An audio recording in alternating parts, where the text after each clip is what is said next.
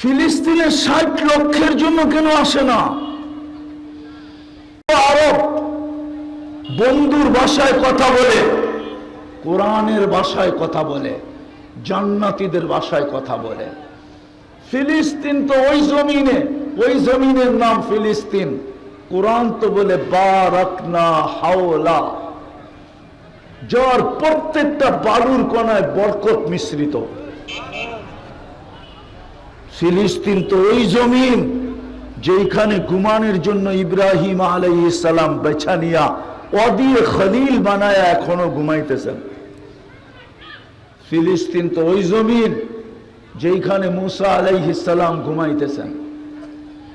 ফিলিস্তিন তো ওই জমিন যেখানে চিহ্নিত এখনো ৭০ জন নবীর কবর চিহ্নিত আছে, চিহ্নিত চিহ্নিত।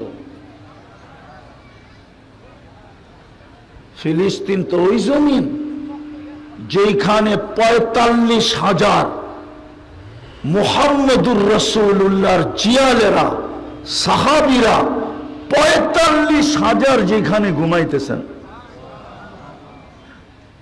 ৬০ লক্ষের জন্য কেন আসে না? ও রংপুরের মানুষ বলেন না,